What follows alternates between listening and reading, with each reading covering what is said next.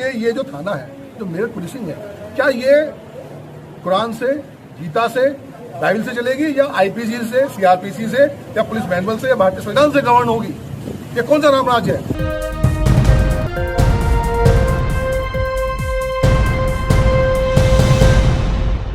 योगी सरकार इन दिनों एक थानेदार की हरकतों से चर्चा में है। उत्तर प्रदेश के मेरठ जिले के नौचंदी थाने के एसएचओ ने एक ऐसा कारनामा कर दिखाया है जिसको लेकर लोग बातें बना रहे हैं। जी हां, थाना अध्यक्ष महोदय के पास जब फरियादी फरियाद लेकर पहुंचा, एफआईआर दर्ज करने के बजाय उसको पूजा पाठ करने के लिए कहा गया। जी हां, नौचंदी के जो थाना अध्यक्ष हैं उनके पास एक शख्स ये फरियाद लेकर पहुंचा कि उसके घर पर दबंगों ने कब्जा कर लिया है, उसके घर को खाली कराया जाए, उसको इंसाफ दिलाया जाए। इसको लेकर बाकायदा उसने एक कंप्लेंट बनाई और थाना अध्यक्ष को देकर के ये कहा कि इस पर कानूनी कार्रवाई की जाए। लेकिन उत्तर प्रदेश में जिस तरह का राज चल रहा है, योगी सरकार के जरिए, योगी खुद अपने आप को जिस तरह से महंत कहते हैं और उत्तर प्रदेश में राम राज्य लाने का दावा किया जाता है कि उत्तर प्रदेश में राम राज्य है। वो अलग बात है कि रोजाना बलात्कार हो रहे हैं, हत्याएं हो रही हैं और जिस तरह से मजालिम हो रहे हैं लोगों के ऊपर, थाने के अंदर ही टॉर्चर करके मौत के घाट उतारा जा रहा है, रंगदारी मांगी जा रही है, लेकिन उसके बावजूद कह रहे हैं तो राम राज्य है। एसएचओ महोदय का नाम है प्रेमचंद। प्रेमचंद के पास जब फरियादी फरियाद लेकर पहुंचा तो उसको यह कहा गया कि आप घंटा बजाइए, आप थाली बजाइए, आप ताली बजाइए, और उसके बाद यह कहा गया कि आप 108 बार मंत्र का जाप कीजिए और उसके लिए हरिद्वार का एक आश्रम बताया गया कि उस आश्रम में जाइए, वहां पर पूजा पाठ कीजिए, पूजा पर्दे कीजिए और आपकी समस्या का हल निकल आएगा। इस पूरे मामले पर पहले मैं आगे बात करूं, उससे पहले जो पीड़ित है उनके वकील का एक छोटा सी बाइट है, वो मैं आपको सुनवाना चाहूंगा। थाने में इनकी रिपोर्ट ना लिखकर, मेडिकल टीम का हुआ था, इनकी रिपोर्ट ना लिख के 2-3 बार कंटिन्यू काम होता है। जो वहाँ के थाना अध्यक्ष हैं, जो थाना प्रभारी है थाना नौचंदी के, वो कहते हैं शंख बजाओ, ताली बजाओ, तिलक लगाओ, गंगा जल से छिड़काव करो और माँ गायत्री का जाप करो। माँ गायत्री के जाप के दिशा निर्देश देते हैं और इनको सजेस्ट करते हैं कि आप जो है हरिद्वार में जाके गायत्री आश्रम में रहें और भगवान का ध्यान करें, सब चीजें ठीक हो जाएंगी।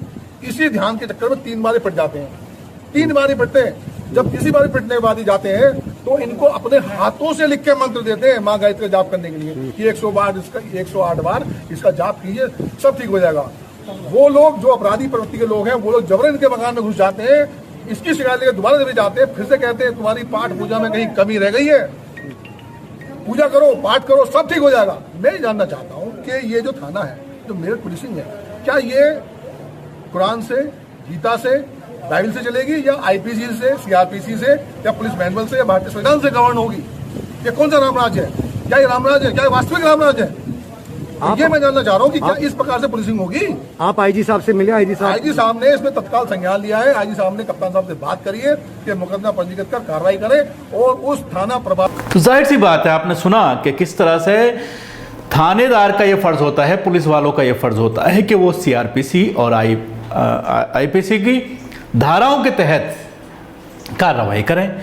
अगर कोई क्राइम होता है, कोई कंप्लेनेंट आता है तो उसकी कंप्लेंट रिसीव की जाए, बाकायदा उसमें पहले सबसे पहला जो फर्ज बनता है वो एफआईआर की जाए और उसके बाद उसके लिए बाकायदा एक आयोग को अपॉइंटमेंट किया जाता है, आयोग को दिया जाती है वो कंप्लेंट और आयोग उसके ऊपर इंक्वायरी करता है। इंक्वायरी करने के बाद उसमें रिपोर्ट लगाता है और अगर उस एफआईआर में कुछ जोड़ने की बात होती है जोड़ा जाता है, कुछ और धाराएँ अगर लगाने की बात होती हैं तो लगाई जाती हैं। लेकिन महोदय सिर्फ माँ गायत्री मंत्र करने के लिए कह रहे हैं और 108 बार उसका जाप करें और उसके बाद पूजा पाठ करें, मंदिर में जाएं, घंटा बजाएं, शंख बजाएं। इस तरह की बातें थाना अध्यक्ष महोदय के जरिए कही गई, जिसको लेकर उत्तर प्रदेश की पुलिस प्रशासन की एक झलक आप देख सकते हैं कि किस तरह से प्रशासन, खासतौर से पुलिस जो है, किस तरह की कार्रवाई कर रही है। क्योंकि जाहिर सी बात है, ये कोई मामूली सी बात नहीं है, बल्कि इस पूरे मामले में अगर देखा जाए दूसरी ओर जो दबंग हैं, जिन्होंने कब्जा किया है मकान के ऊपर, उनको बचाने के लिए इस तरह की हरकत की गई है। हालांकि अधिकारियों से, आला अधिकारियों से जब फरियाद की गई है, उनसे गुहार लगाई गई है, उनसे कंप्लेंट की गई है, तो उसके बाद बाकायदा इस पूरे मामले की इंक्वायरी के ऑर्डर दिए गए हैं और मामला दर्ज करने के लिए कहा गया है। लेकिन अब ये देखने वाली बात होगी कि जब थाना अध्यक्ष तक ये पूरा मामला पहुंचा है, उसमें जांच कराने की बात कही गई है, किस तरह का एक्शन लिया जाता है, किस तरह की कार्रवाई की जाती है। क्योंकि अक्सर देखने में आता है कि पुलिस अधिकारियों के खिलाफ अगर कार्रवाई कर भी जाती है तो उसके बाद कुछ दिनों के बाद दोबारा वो अपनी पोस्ट पर लौट आते हैं और उसके बाद उनके ऊपर कोई फ़र्क नहीं पड़ता। कुछ ना कुछ करप्शन के ज़रिए इस तरह के अपॉइंटमेंट देखने में आते हैं। तो जाहिर सी बात है, ये एक छोटी सी झलक थी उत्तर प्रदेश की जो सुर्खियों में आई। रोज़ाना इस तरह की सैकड़ों वारदात थानों में होती हैं। जब कोई अपनी फरियाद लेकर के पहुंचता है, अपनी कंप्लेंट लेकर के पहुंचता है, उसको भगा दिया जाता है। कई बार ये देखने में आता है कि महिला रेप पीड़ित जो है अगर थाने पहुंचती है तो उसके साथ बदतमीज़ी की जाती है और उसको धत्कार करके थाने से भगा दिया जाता है। जब मामला सुर्खियों में आता है, आला अधिकारियों के संज्ञान में आता है, तो उसके बाद एक्शन लिया जाता है। निचले इस तरह का जो अधिक ऑफिसर्स हैं, निचले इस तरह के जो पुलिसकर्मी हैं, वो या तो करप्शन की वजह से, या देखने में यह आता है कि एफआईआर इसलिए दर्ज नहीं की जाती थानों में ताकि काम का बोझ उनके ऊपर ना बढ़े और उसके बाद आरोपी को पकड़ने की जिम्मेदारी बनती है।